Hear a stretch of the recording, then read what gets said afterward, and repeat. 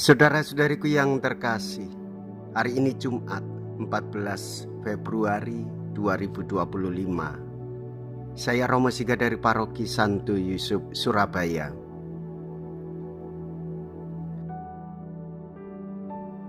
Dalam nama Bapa dan Putra dan Roh Kudus, amin. Setiap orang dipanggil untuk menjadi terbuka atas kasih dan sapaan Allah. Namun harus diakui bahwa ternyata tidak setiap orang mau mendengarkan sapaan dan kasih itu. Bisa hal ini karena memang orangnya tertutup atau tuli, namun juga barangkali tidak melihat atau buta.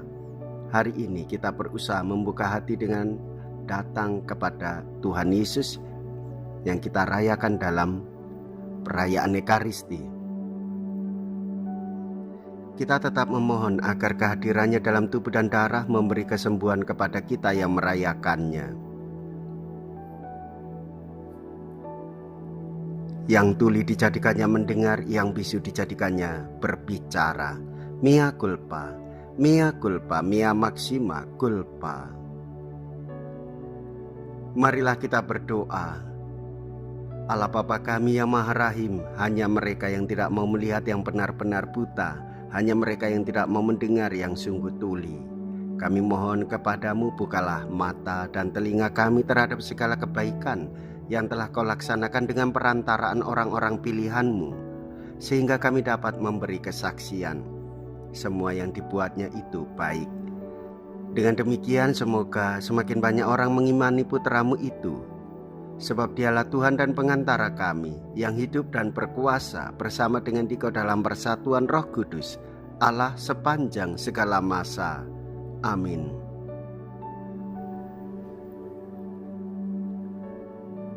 Tuhan bersamamu dan bersama rohmu. Inilah Injil suci menurut Markus.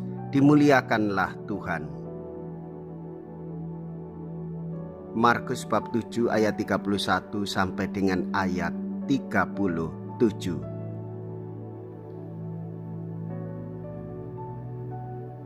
Pada waktu itu Yesus meninggalkan daerah Tirus dan lewat Sidon pergi ke Danau Galilea.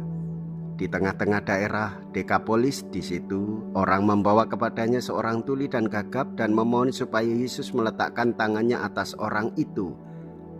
Maka Yesus memisahkan dia dari orang banyak, sehingga mereka sendirian.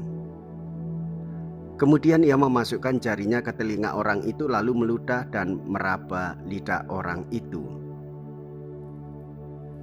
Kemudian sambil menengadah ke langit, Yesus menarik nafas dan berkata kepadanya, Ephata, artinya terbukalah. Maka terbukalah telinga orang itu.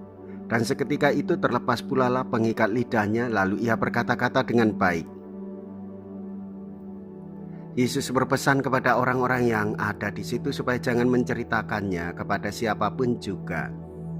Tetapi makin dilarangnya mereka, makin luas mereka memberitakannya.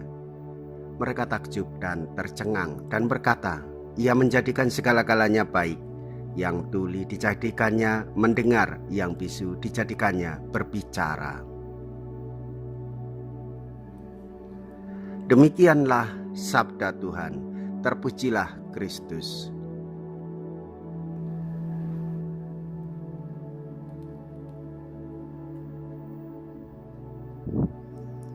Saudara-saudariku yang terkasih,